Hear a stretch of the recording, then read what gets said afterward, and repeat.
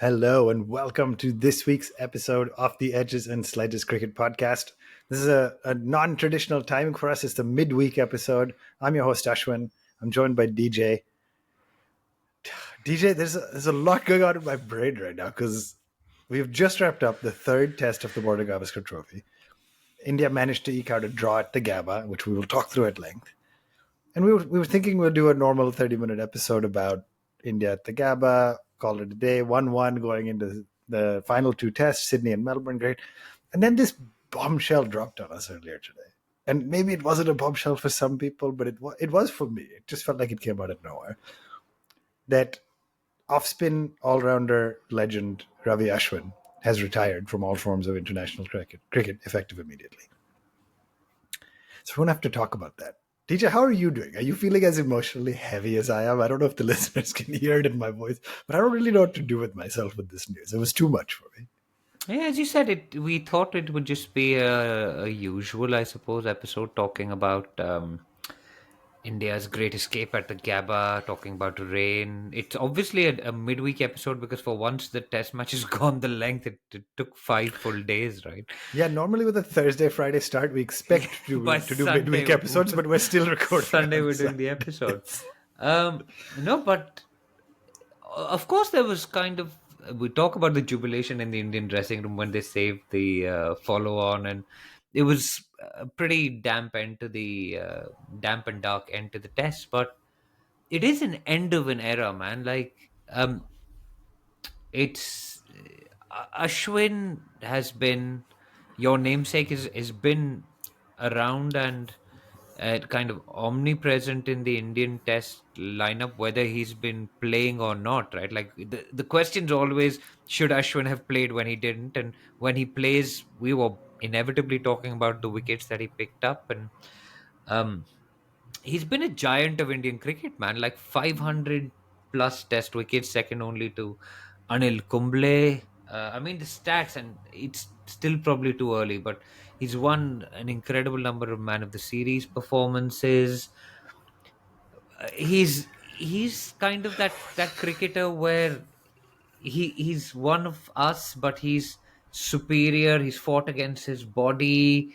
He thinks about. He's a great thinker of the game. He's contributed to world cricket in a way which lots of people will only realize once he's retired completely from the game. He's not completely retired from all cricket, so we'll see him in the IPL in his beloved Chennai Super Kings jersey. He's a Chennai boy, has an incredible record in Chennai. But of course, he's the second Chennai Super King to retire in the middle of an Australia Test match. So Ashwin, 3 minutes 5 seconds in, can you guess who the first one was? There it In the is. It middle of a Test happened. series. Test series. It happened. It didn't take too long for you to ring up Dhoni. DJ, all the stats, all the memories are going through my head. We will talk through it. So if you're waiting for the Ravi Ashwin tribute episode, it'll be in the second half of this show. So we're going to talk through it a little bit more.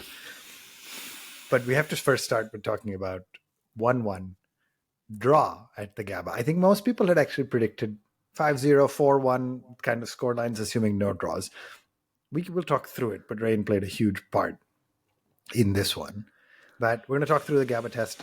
We're going to talk about how this leaves the series, and then we'll come back, and in the second half, we will talk a little bit more about the sort of icon of Indian cricket who has hung up his boots from international cricket, Ravi Ashwin. I'm going to stop, but the reason I think it feels so different is because like Rohit and Kohli announced single format retirement. Jadeja did from T20s. Okay, cool. We're still going to see them in India colors. It just felt like we saw him one match ago. Granted, he didn't have the best test match. And then now mid-series, he's not going to play in Indian colors in an Indian jersey ever again. So I'll stop now. We'll talk about the Gabba test, and then we'll come back to it. DJ, what is your overall take? I think if the thing we're all saying is if you step back and said Adelaide, Perth, and Brisbane done, we go to Sydney 1-1. It's not bad. There's a great Australian lineup and an Indian team that's struggling. It's not a bad spot to be. Yet somehow, yes, we haven't lost the Border Gavaskar Trophy in Australia, so yes, we should have been favourites, but it's still Australia at home. Fine. Yet somehow I felt like this was a really bad test match yet again. And it was very painful to live through. And I don't know, everything from the elation of watching everybody, ourselves included, celebrating, avoiding a follow-on. I mean, this is a team that thrashed Australia twice in the two prior series in Australia, and now we're celebrating, avoiding follow-ons, and then hoping for rain at points and this, that. What is your high level assessment, and then we'll get into the details of the match. Yeah, I think generally unsatisfactory feeling. That's the word. Yeah, That's the right it's word. just like, look, I mean, the test match starts at 11:50 p.m. for me, so it's like 10 minutes to midnight, and that was after the rain delay.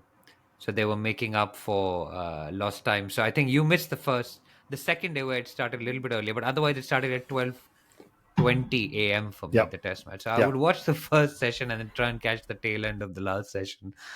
But on the first day, it was great because they got to 28 for no loss, and I went to sleep when the rain came, and it was still 28 for Yeah. no loss on day Didn't one. miss anything.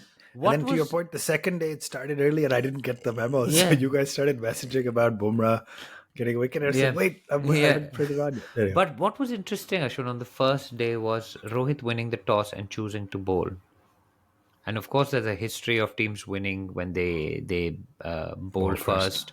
Yep. The last Test match that the team batting first won was the West Indies, but that was a day and night Test match. So I think 6 out of 7 tests, the last 7 tests have been won by the team batting second. Um, it was weird as well because this used to be the first Test match of the tour. It's now moved to the third Test match of the tour. Mm-hmm. Last time it was the last Test match of the tour during COVID times and all of that. I just think when you look back at it, you'd be happy with a 1-1 scoreline. But I don't think there was particularly good cricket played by either side. I mean, in patches there was. Head was brilliant. Bumrah was. I mean, it's like Travis Head versus Jasprit Yeah. Bumrah is just this That's really entire what the series is. Yeah. series right now. Yeah. So if And Head Spare doesn't, thought Steve Smith made a century. You had Mm, a good spell from Stark and Cummins to get Indians because so yeah, there was decent patches. But we'll get into all that. yeah, To your point, first day, the toss was one surprise. Talk to me quickly about team selection, right? And Ash, I'm bringing him up yet again, but I can't help myself.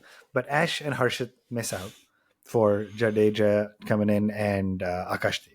And then on the Aussie side, Scott Boland, who had a good test match, misses out for Hazel, which we'll talk through because Hazel would end up getting injured. And I think that played a bigger role than we realized. But yeah, thoughts on the selection. I think my immediate reaction was we have lost a test match off the back of horrendous batting. Horrendous batting. We could not bat at all. And I've said this to you guys and I tweeted it. And we're like, all right, what do we need to change? Let's go change 2 of our bowling options. Yes, Jadeja has a better bat on paper than Ash. So maybe you picked him to strengthen the batting. And yes, maybe you picked Akash to strengthen the batting because it worked, I guess. But like, we lost a test off of batting. Yeah. You made 2 changes and they're both bowlers. Is this the perennial Team India management problem that we keep rotating bowlers even though they're not our weakness? I think there's a bit of horses for courses. Maybe they felt that Akash Deep would be more skiddy, would use the conditions better than Harshit. And Harshit didn't have a great test match in the second test. But there's no Let's be horses honest. for courses with batters because our Yeah. 6 are our 6 and we never change them. Well, we changed them because our number 1 went to number 6 and stayed there, right? So I guess we did change that around That worked out great for him and for for him us. and for Rahul. But what was interesting was the Jadeja selection, which we Yeah. actually talked through last week, Yep. right? Or the after the second test match. And I didn't think Jadeja would play Yep. because of the left-handedness of Australia's batting. You have the biggest thorns in your flesh are Travis Head. You've got Yep. Usman Khwaja, Mitchell Stark bats left-handed.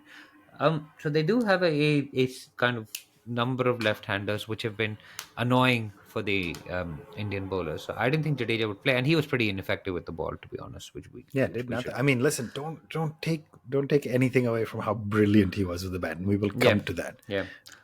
But he wasn't But he great with was the ball. ineffective. Yeah. Like Yeah. he wasn't effective, and for whatever we might say about Ashwin, he did actually get Travis Head to top edge one, and if Siraj had caught that, Yeah. Yeah. I think it was Siraj that dropped him in the second test, right? Like we could have had a different story.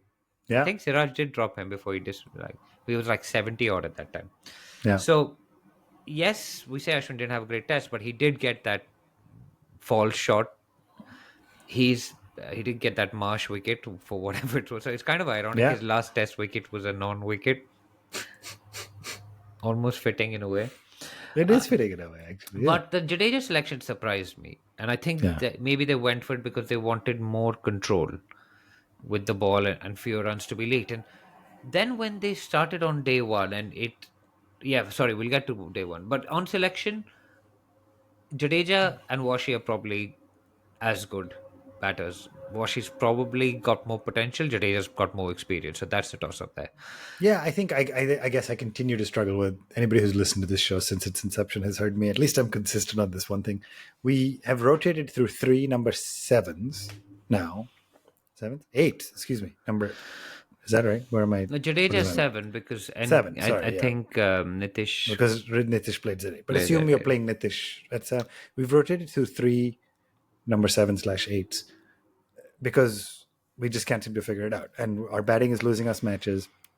And we're saying, okay, let's strengthen number 8 and potentially, like, I just think we can't figure out who is our one spinner in overseas conditions. Jadeja for many years was a shoo-in. And I remember the first time he got picked over Ashwin, it was a big deal. Yeah, So Oval probably anyway, 2018, I'd say. yeah, it wasn't that long ago, right? So, Yeah. all right, let's Hanuma talk about it Vihari's then. debut Test match. I was there for Look it. at that. Yeah. Look at that. I was there watching it. Hanuma Viharis is a key part of what we're going to talk in the second half, Yeah. which is one of my fondest Ash memories. But No, anyway, but there's two questions I have for you on selection before we move to one. There was a theory that Nitish Reddy is actually creating a headache for the Indian team because he's not a good enough bowler and he's a bits and pieces batter almost because he's not bowling. India don't have 4 out and out bowlers that can hit the Australians. And so it's disturbed playing him, they felt, because he was a batting all rounder rather than a bowling all rounder, has disturbed the balance of the team. I don't know what you think of that. I mean, I 1000% don't think we have sufficient data to make that claim. Yeah. And I say that because in his first 4 innings, he made 38 once and crossed 43 times. Correct. He looked solid out there with the bat. In this one innings, yes, he made No, 60. Yes, he made scored 16. runs, yeah. He survived a very important period of play. And you can say at 16, he outscored your number 1, 3, 4, 5, and 6 batters.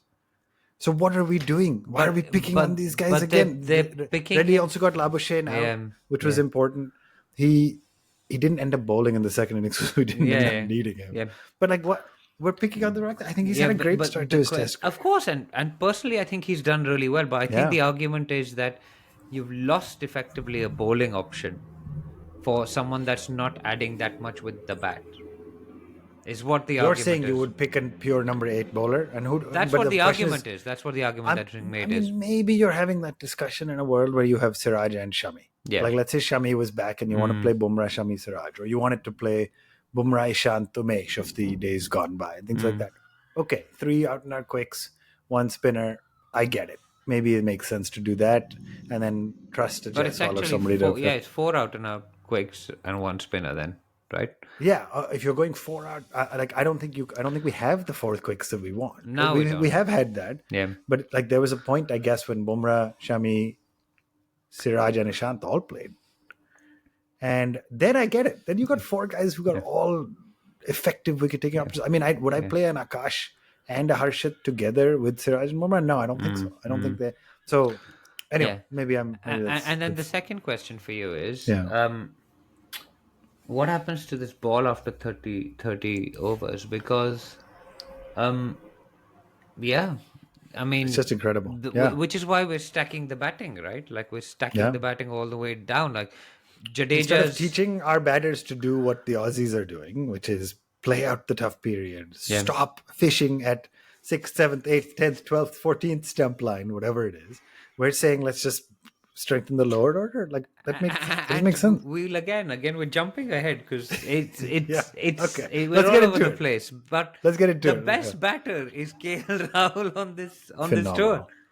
All right, let's talk through Who would have Australia's called first innings that? very quick, though. So Steve Smith and Travis had got centuries. Nobody looked effective with the ball other than Bumrah yet again. I mean, 6 for 76. I think his average before the series started at 11.5. and he's taken 20 plus wickets, and it's still like 12 something. It's just unbelievable. I don't have enough So hyperbole to gush about Bumrah, it's to be honest. ridiculous, right? It's Like, I just mean, this ridiculous. The man is length, just, yeah. even by the way, in the second innings, which we'll come to, Pat Cummins was smashing it everywhere. Bumrah came on, first balls are slower. Yeah. Like balls, like just smart cricket. Got him out first ball. And It just seems like that level between him and everybody else is but Pat so Cummins 3D chessed him and declared so that Bumrah couldn't get a 10-wicket match all, which he's never got. Can you imagine? Bumrah's never picked up 10 wickets in a really. match. That's a good stat. I mean, Yeah. he has plenty of those in his future. Yeah, of course. But yeah, so Travis Head scores a century almost at a run a ball. Steve Smith bats himself back into form. I mean, what do you say about that first innings? Australia, just to your point, the openers, Khawaja and McSweeney did perish. And then Labuschagne came in. He only made 12 runs. That's fine. But he batted the shine off of that new ball and set it up for Travis Head. And Steve Smith, by the way, Khawaja did look decent before he got an absolute ripper from Bumrah. So, who seems to have his number this whole series. But yeah, I mean, 445. You're thinking at this point, the Aussies ideally don't need to bat again in a rain-curtailed match. Best case scenario for them to get a large score in the first innings and give themselves something to bowl at, right? Yeah, that my silver lining there was they'd have to bowl twice Yeah. in a row, so they'll be tired. So Yeah. if India has to follow on, they'll have to bowl twice because after having them 92 for 3 at lunch, which is when first session ended. The second session, the ball was old. It was 30 overs old, right? They went nuts. And there's no magic to this. And I was looking back to the other second test match. This is what we were talking about, the Rishabh Pant thing, and like why are we playing like it's a 20 over match? Because they've just gone back to playing old fashioned test cricket. Labuschagne, ugly. I think they had 50 fall shots against both Akash Deep and Bumrah. Yeah. It was just ugly batting. He was brilliant bowling. At one point, Bumrah was like, "Can we get them some wider bats so they can nick it?" And I was like, "Dude, just wait for Head to come in. Don't say all of this stuff now." And he came in and just smacked it around. Like Travis Head is, I think, the most annoying person for an Indian cricket fan in the world right now. He would do well not to walk around on the I saw streets a of India rumor right that now. he's may have picked up a niggle and might be out for the Niggle. next test. And, No, he said he's fine in Melbourne. He said I Listen, think he clarified if that. he is somehow out, that may be our best shot at winning. But this is how desperate Indian fans have become. We're so sick of seeing this guy. He just turns up. He'd got 3 ducks at the Gabba. Every format, everywhere in the world, just unbelievable. He had 3 ducks at the Gabba previously in a row. Yeah. Turns up, smacks 150. Where is this guy? It's also ugly to watch. Yeah. It's not like you're watching, I don't know, someone elegant like a Saurav Ganguly or a David Gower or a Mark Waugh, and you're like, okay, I kind of enjoy this because it's like watching a Travis Head and Steve Smith partnership. It's like is my TV stuck? Why is it all jerking around so much? What is happening? It's like the aesthetics are completely off. It's not pretty, man. And they did it in the World Test Championship final. And they've done it again. 240 run partnership. Incredibly effective. I mean, to your point, 75 for 3 to 316 for 4. I mean, just a tremendous partnership. Alex Carey then came in and made us feel the pain. Cummins supported him ably. Mitchell Starc did. And then 445, which took 6 Bumrah wickets, 28 overs from your strike bowler who, let's face it, is phenomenal, but doesn't have the most traditional action. I mean, nowhere close to it. He's putting his body through a lot. It is not sustainable to make him bowl that much. But when nobody else looks effective, what else do you do? I mean, Siraj for 1 point. Similarly, Siraj ended up getting Cummins and Lyon as his 2 wickets, right? Like not picking up any of the top order guys, not looking effective at all. But we'll come back and talk more about where India's quicks go from here. But 445 on the board. Okay. Then first test match, Jaiswal makes a big century, and tells Starc it's not coming fast, it's coming too slowly and shit like that. All kinds of trash talk. Second match, first ball, he gets a beautiful leg stump line swinging away. Second test first ball. Second test. Yeah. Third test now. Mitchell Starc again to Jaiswal, left arm over the wicket, hits a boundary first ball. Looks pretty good. Okay, great. Second ball, they have a mid wicket for him. Ball onto his pads. He just kind of flicks the ball and it goes straight to Mitchell Marsh's hands. Worst. Like anyway, what a ridiculous start. And then 11 balls later, is that right? Yeah, 11 balls later, Shubman Gill, another one, an edge, Mitch Marsh, yet again, a phenomenal diving catch. And suddenly, India are like 5 for 2 or whatever it was, 6 for 2 in 2.1 overs. And you're thinking it's happening yet again. Rahul is standing on the other side watching. These two guys have come out. I mean, I don't know, DJ. What is he doing? Hitting a flick to mid wicket on the second ball of a Test match at the I mean, Gabba? that's a bit of a brain fade, to be honest. I think he could have put that anywhere into the leg side field, but I think he was Or just probably along still the ground nervous. to mid wicket, like whatever. I think he was probably too. I mean, it's 140 clicks. I think you're just reacting to what comes at you. But I mean, it if was an that's the case, unfortunate dismissal, I would say. yeah. I'll give Jaiswal the benefit of the, I don't know, 1,000+ runs he scored for the Indian cricket Yeah. team this Yeah. year.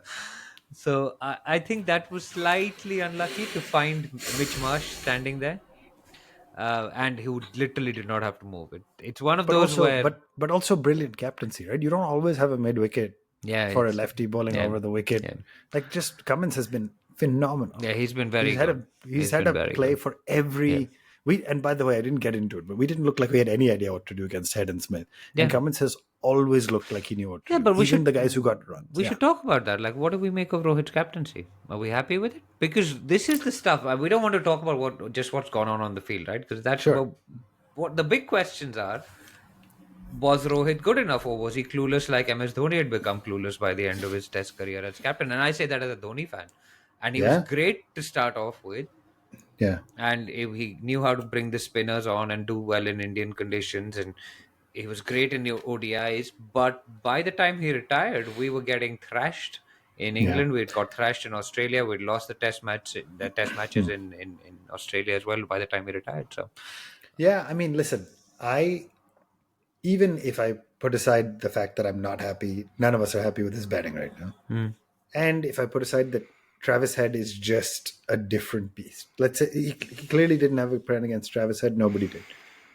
It still just felt like Rohit was overall ineffective. And I'll give you the example. Akash Deep came in, and in the first innings, 28 on the first day, new ball swinging balls. You've just brought in this new guy, and instead of moving, and they moved Siraj to basically open the bowling with Bumrah. And Akash bowled first change. And I don't remember if you were, I think Varun and I were side texting because it was too late your time. We're like, what is he doing? You've brought in Akash who can swing the ball. He give him a shot in the few overs you're going to get on day one. and his first 2 overs were fantastic. I was actually up then. Correct. Because there was life actually, other than the Bumrah. The Siraj was ineffective, and his 2 first overs were.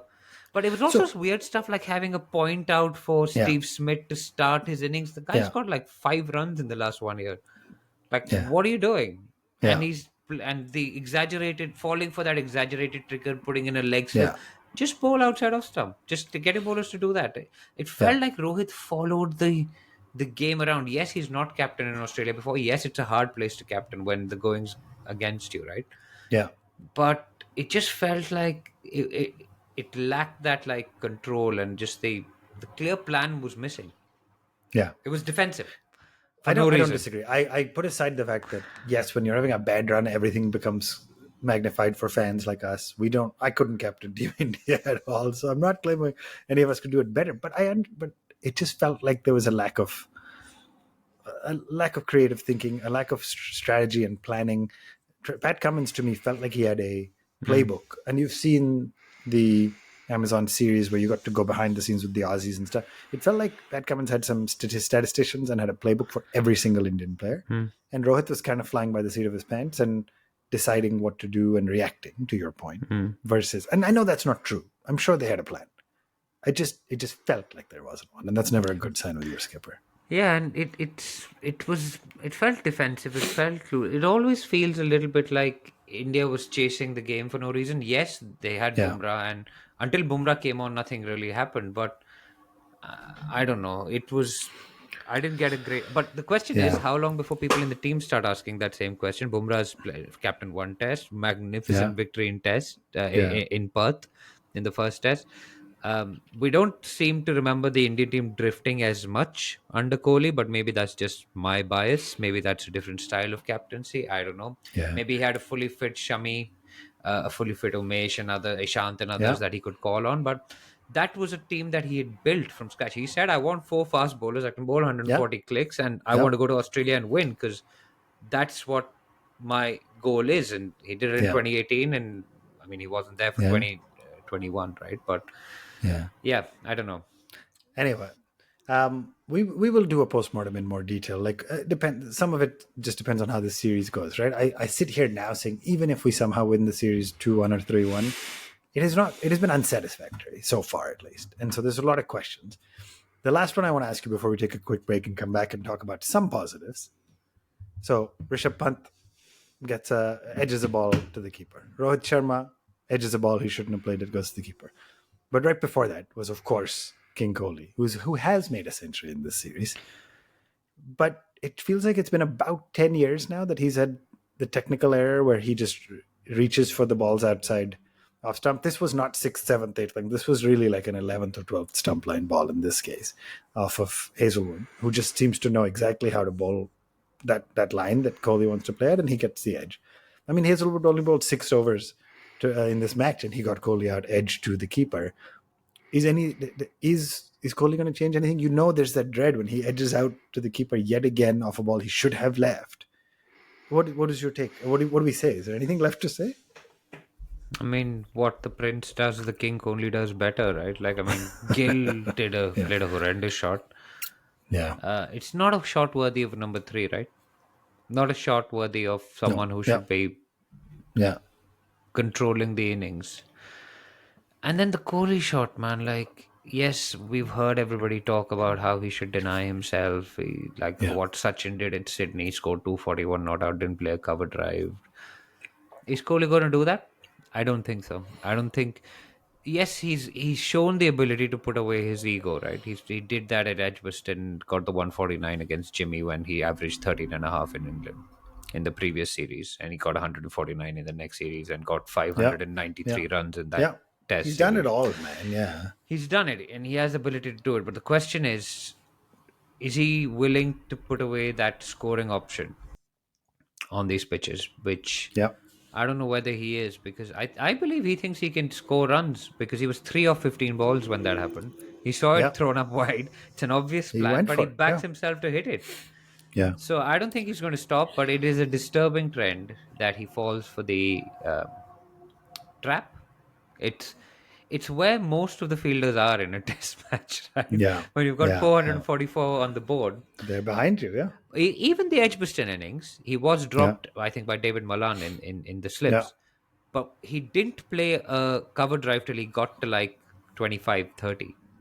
yeah, He did not. yeah, He played within himself.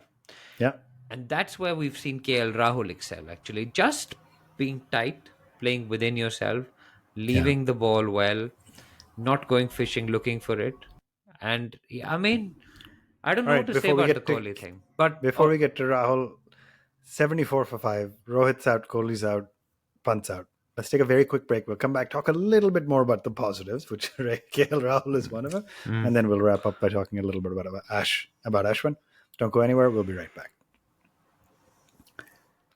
Welcome back to the Edges and Sledges Cricket Podcast. If you are watching this on YouTube, hit the like button, hit that subscribe button. All right, DJ, now let's talk about a little bit of the positives, right? 74 for 5, and you're thinking, okay, 445 to take a lead, 245 at this point to avoid a follow-on in a rain-curtailed game. Josh Hazelwood is out with a strain, calf strain, I think it was, not going to bowl again. So you're saying, okay, they're going to rely on Travis Head and Mitchell Marsh a little bit more, or they're going to overwork Mitchell Stark and Pat Cummins. And then Jadeja walks out, puts up with Rahul a phenomenal partnership. I mean, Jadeja made 77, Rahul made 84. And before we get to the ninth wicket partnership, I mean, ultimately, Jadeja played tremendous cricket. I mean, 77 from your number 7. We know he's capable of it, but in a scenario where Jaiswal, Gill, Kohli, Pant, Rohit have all failed, Jadeja just looked measured. Rahul did too, but Rahul has done it once before, and he showed his ability to be patient more than anything else. And by the way, he scored at like he was running at 65, 70 strike rate at one point, so he wasn't not getting runs. But anyway, thoughts on that partnership overall, and then we'll talk about the 10th wicket partnership, which was the highlight. Yeah, KL definitely the positive. Jadeja getting together and stemming the rot, again a positive. Let's not forget the Steve Smith catch that was dropped on the first ball First of day ball 4. would have changed the A game. dolly. Like Yeah. Steve Smith took a I mean, blinder really, to catch it was true. Eventually Rahul to get out. Rahul out, right? But Yeah. it was just one of those first ball of the day. You're not totally warm yet. You're not totally ready. And it He came to wasn't him, and he just dropped. expecting it. It was like catching Yeah, practice was carrying on, and yeah, Rahul yeah, makes it. Steve Smith drops it, but look, he goes on to add another 50 runs to his score and takes time out of the game. And it was batting time. We talked about this on our last episode as well. For India, batted time, and the ball got older. It got easier to bat. yeah, The bowlers got tired. You put overs in their legs. Hazelwood went off with that yeah, strain. yeah, Lyon fairly ineffective.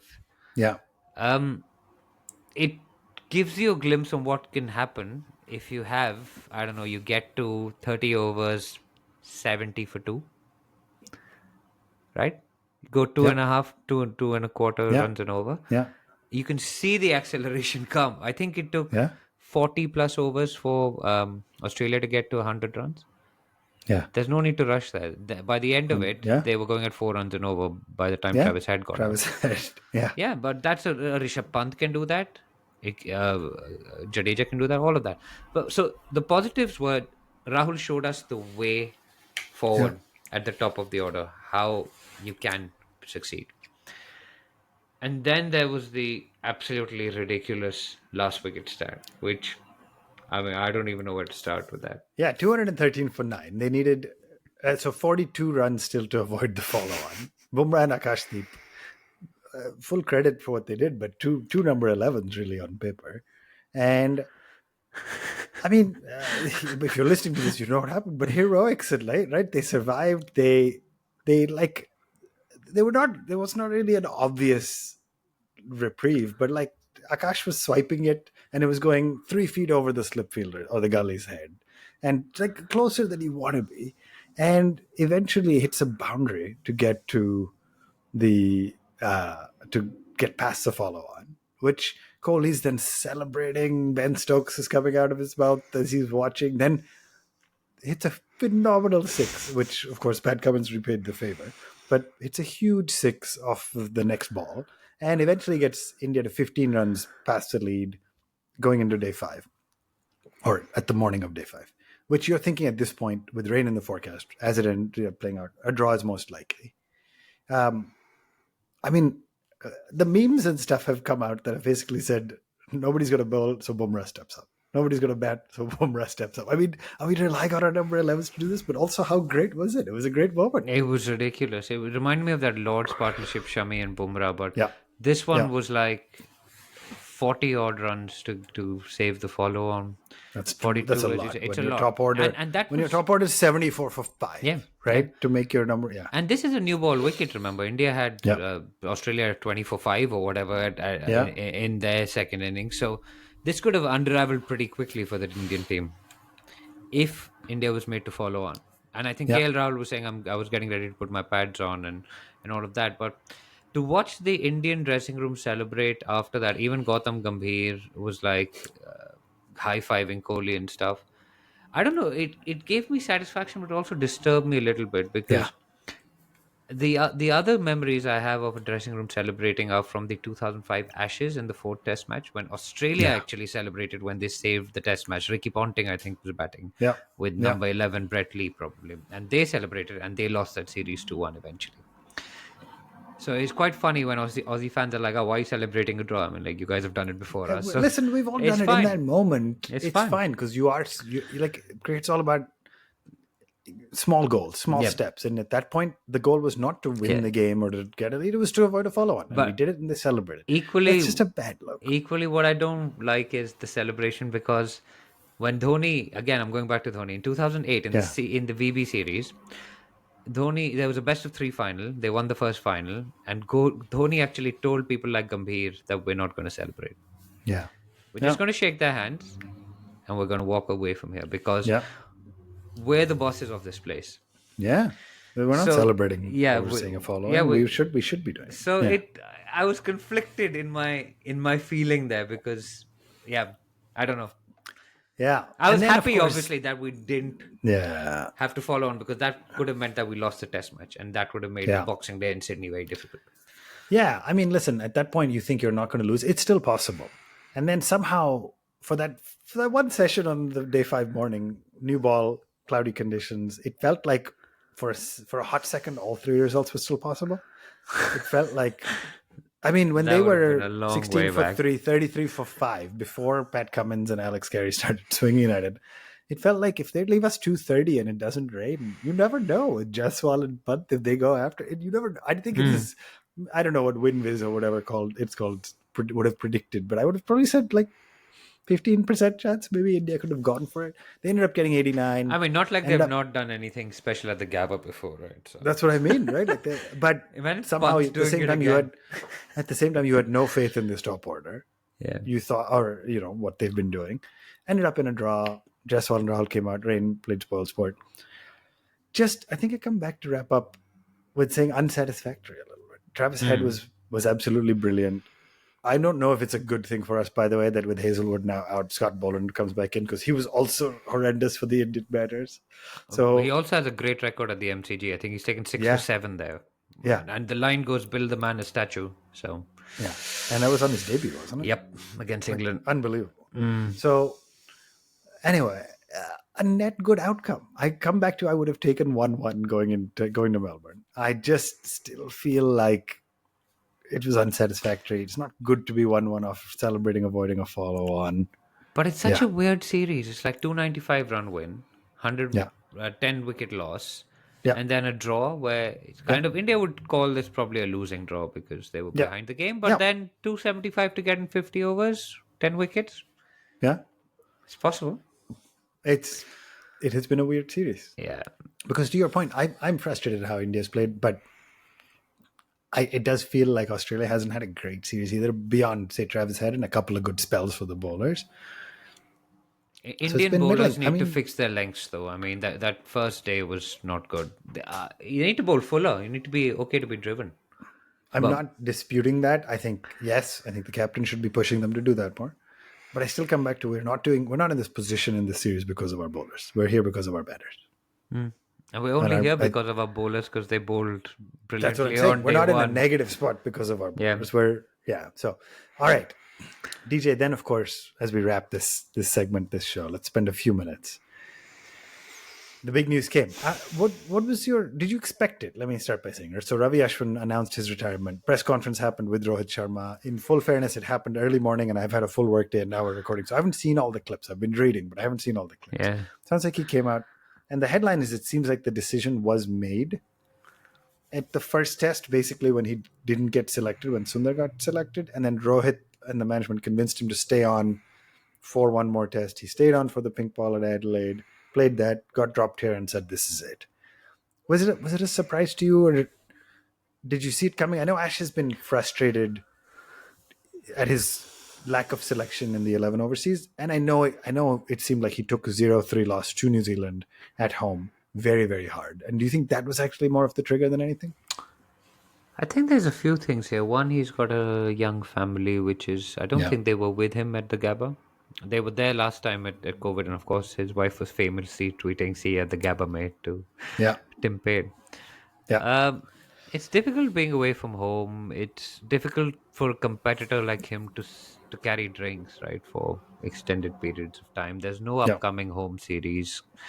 The World Test Championship final is likely if India make it to be the last Test match in this cycle for this bunch of players. And even if they did make it there somehow, screaming and kicking, there's no guarantee he'll play at Lords, right? So, uh, it's a slightly odd decision in that you've got Melbourne and Sydney, both of which might actually, at least Sydney might actually need two spinners.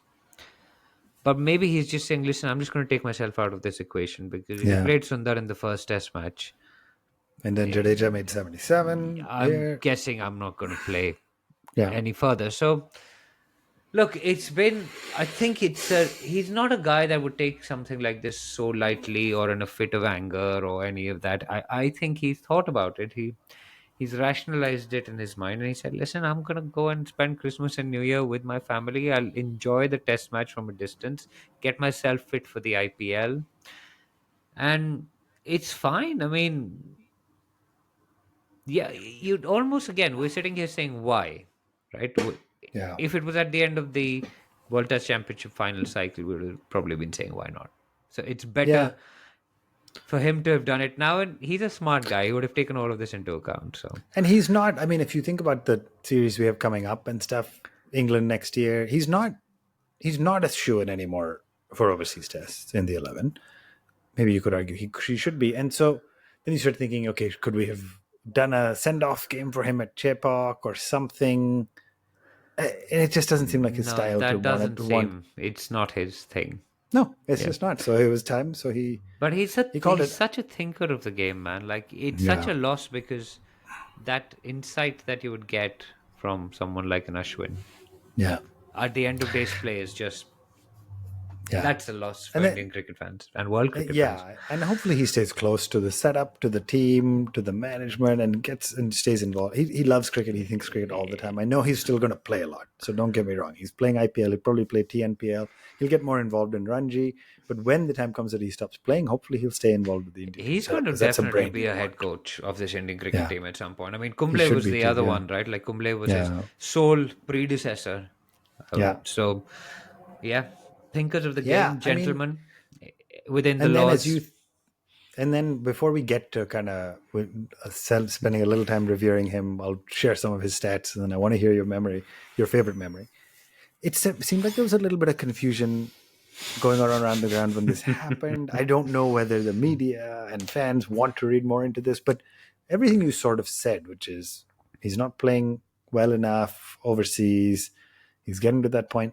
You could argue some of those apply to a couple of other players in the team who haven't been dropped, but they're probably not far from being dropped at the current performance rate. So is this a sign of things to come? I mean, often in a sport I think we lost Ricky and McGrath and Warren and all these guys within a relatively short span of time of versus one another. Is this what the future holds with for Kohli and Rohit and maybe even Jadeja? It's coming. Yeah, It's all coming. I mean, everything, all good things must come to an end, and that was yeah, it was a era of greatness, right? Where, and I think after the New Zealand series, probably there was someone wrote about this. That we've seen the golden era of domination yeah, at home with Ashwin, Jadeja, Kohli, Rohit, Pujara, Rahane, etc. That era will come to an end, and Ashwin was a linchpin of that era. yeah, I mean, we'll come to the memories, but there's so many of them, whether it's white ball or red ball, and yeah. it's hard. It'll take a bit of time to process to think that, like, if you're playing a test match at home, if you just threw the ball to him, it guarantee you a five for pretty much, right? Yeah. There was And on that note, I'll share some of his stats, right? Because he has the second most fifers in his test career ever. And for what it's worth, he played 106 matches to get 37 fifers. And Muralitharan would have then, the highest number. but he had presumably. 67. Like nobody was even close. Yeah. He had the same number of fifers as Shane Warne with almost 13,000 fewer balls, 2,200 Wow. less overs he bowled Wow. than Shane Warne. And he played 39 less matches. And so then you run down some of his other records, right? One of very few guys to get 105 wickets in the same innings. Twice. Yeah, multiple times. He was the fastest to 300 and 350 test wickets. The event ended at 533. But again, as I look at the amount he played, because he didn't always play overseas, 537. He was seventh on that list. And he only played 106 matches. Everybody above him played 124, 132, 167, 188. I mean, he played a lot fewer matches. The only one who comes close in terms of strike rate, if you will, and is better, is Dale Steyn, who had a shorter career, just given that he was a quick. But Dale Steyn had 439, right, in 93 matches. But I mean, you're comparing to Murli, to Warren, to Jimmy Anderson, Anil Kumble, Stuart Broad, Glenn McGrath, Nathan Lyons getting pretty close. I mean, it's just phenomenal numbers. And then the last number I'll just share is 11 player of the series awards in tests. I mean, tied again with Muralitharan, who played a lot more series than him. But 11. I mean, just phenomenal. DJ, we could probably have done a full episode about him. We wanted to talk it now while it was hot off the presses. We'll probably find time to pay more tribute to him later and hear Varun's as well. But let's wrap our show today by hearing your favorite, at least one of your favorite Ash memories. Because I know I have a lot, but I have one that comes to mind as I was thinking about important moments. I have a lot, and while you were reeling off all his bowling stats, I was like, "That's not bad for a guy who started life as an opening batter." Yeah, I It's mean, six yeah, test hundreds, of course, but yeah, he yeah, played junior cricket as a batter, not as a yeah. bowler, and he wanted to be a fast And I bowler. didn't even mention the 600s. Yeah. So look, I And he mean, didn't debut till 25-ish, right? Like he didn't yeah, he start his started in career at 2011, 21. and he started. My first memory of Ashwin is actually in wearing Chennai yellow. IPL is my first memory of Yeah, Ashwin, which is yeah, ironic because now when you think of Ashwin, you think of him in like test. Yeah, test, and you think yeah, you forget that he had an incredible ODI career. He played the yeah, 2011 World Cup. In fact, the Australia game, he took the first wicket in yeah, that game. I think he got yeah, Shane Watson bowled, and he didn't play the final, which I think he should have played. But that was probably the yeah, start of should Ashwin play. yeah, But Srishant played instead of him. So he's a World Cup winner. He's a T20 World Cup. He hit that. My favorite T20 memory of him is probably him hitting that four against Nawaz against Wait, Pakistan on the on the uh, last ball where he left the yeah, but ball and then hit the yeah. So four. that was my memory. My Oh memory is not so God! much. It was not the four. The memory was not the four. The Mm. memory was Nawaz's bowling. Everybody only talks about 82 of 53 from Virat and that phenomenal innings. But there was 2 runs needed off the last ball, and it came in just outside the leg stump, and Yeah, he left it. yeah, He like shouldered the arms yeah. and left the ball. And you're thinking, man, anybody would just be thinking, get bad on ball and get to the other side, at least draw the game. Yeah. That And he had clarity of thought was something clarity else. of thought, presence of mind to just leave it and let it go. And so for me, I'm going to answer because I was going to say the monk because I love what he did for bowlers, non-strikers, and run out, whatever we're going to call them. I was going to say when he started bowling leg spin that one day, randomly he changed his action Again, yeah, and incredible. all of the brilliant things he did is thinking. But mine was really the way he left the ball with 2 needed off of 1, Yeah. got the wide, and won the match, But hit the that winning runs was for why India. Ashwin was such an elite cricketer because he Yeah, was basically a street cricketer playing international level cricket. He was like, yeah, if this is not working, I have the gumption and the guts to try something yeah, new at the international level. yeah. Did it He repeatedly. had Yeah, the skill, he had the courage to do that. And I mean, in white ball cricket, I can't forget the ball he bowled to Hashim Amla. Like the ball that pitched outside leg stump yeah, and took his off stump. It was a carom yeah, ball. It was an yeah, unbelievable piece of skill.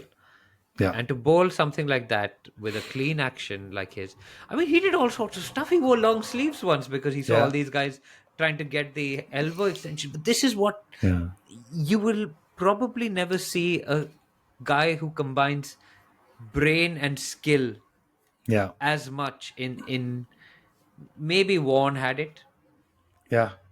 but I'm Ashwin not was even actually just sure Warren did, to be honest. Like he did to an extent, but I don't know. Ashwin is just a thinker at a different level. yeah, So it was just absolutely incredible. And I mean, who can ever forget Sydney, right? Like them, Hanuma Vihari yeah, and the body, that partnership, the body blows he took, yeah, I said I was chest. going to ask for one each, with the chest pad being shared and walked across from one end to the other.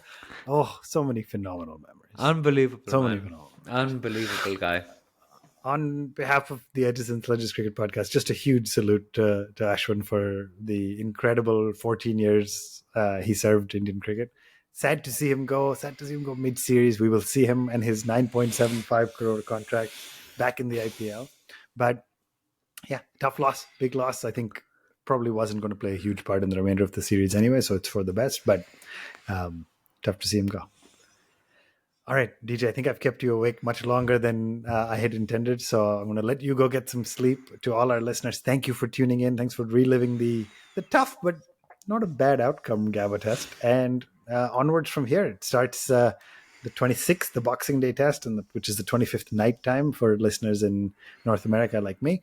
We'll be back after that test match with another episode to see hopefully India up 2-1, but you never know how it's going to go with this side. DJ, thank you for joining me. We'll talk to you in a couple of weeks. We'll see everybody next time.